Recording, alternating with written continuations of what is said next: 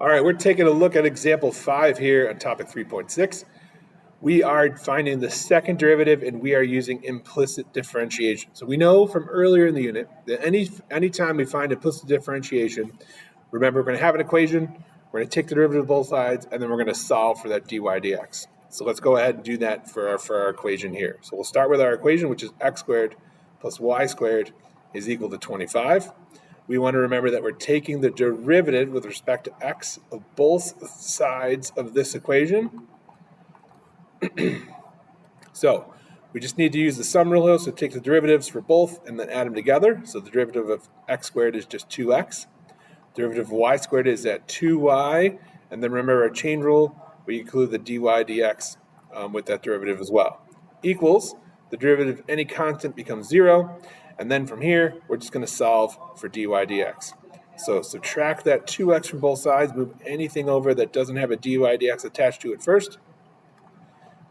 Okay, if there's more than one term with our dy dx on it, remember we want to factor that out first and then divide. Here there's just the 2y that has our dy dx. So we just need to divide by 2 when we're done. So we move the 2x over, then we divide both sides by 2y, and then we have our dy dx by itself. And we know that the first derivative, if we reduce the 2's, is equal to negative x divided by y here. Okay. Now, for the second derivative, okay, d squared y over dx squared, right? This just means the second derivative. We're going to need to take the derivative of this, okay, fraction. And since we're dividing, we're going to have to use the quotient rule, okay? So if we use the quotient rule, we're going to do the derivative of the top. So the derivative of negative x is just negative 1 times the bottom, y, minus, and then there's a negative x for the top, so it's the top times the derivative of the bottom. So that's minus a negative or plus x. And the derivative of y is dy over dx. So we still have to divide this by the bottom squared. And here's where we are. What you need to remember, and you need to make a note of this moving forward, is that when we're finding the derivative implicitly, okay? So when you find the second derivative, all right, using implicit differentiation, all right, we need to make sure we plug in the first derivative, all right, into that second derivative, all right, for dy over dx. We have to plug this value in here. We got to make sure we substitute, okay, that value in. So here, we know that the first derivative dy dx is equal to negative xy. In our second derivative formula, there is a dy dx in the formula. So we have to make sure we plug this value into that equation, okay?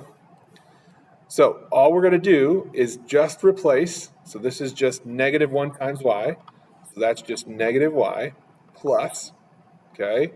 Then it's x times, and dy dx, remember, from the first derivative, is negative xy over y squared. And after we're done with this point, all we're going to do is just simplify,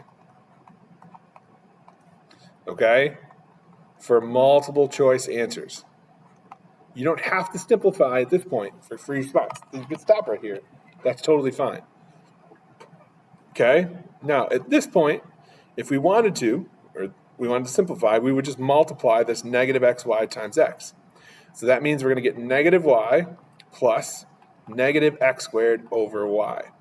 Now, if I want to simplify further, this whole thing, remember, is divided by y squared. I would need to get one fraction in the numerator. So remember this technically, that this negative y is really negative y over 1. So to get a common denominator, I need to multiply this fraction, right, by y over y to make that happen. So this turns into negative y squared plus, or minus, because it's negative, right? Minus x squared over y. And that whole thing was divided by y squared over 1. So we can invert and multiply, okay, this together to simplify. All right, which is over y squared. So we have negative x minus, or negative y minus x squared times 1 just stays as negative y squared minus x squared. And then we have y times y squared, which becomes y cubed.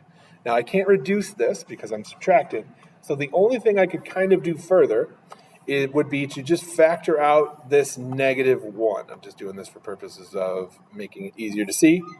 Okay. So if I took out that negative 1, I would just have y squared plus x squared over y cubed. And this is as far as I could take it. So free response question, we could stop right here, okay? All right. Multiple choice answers would look like one of these two.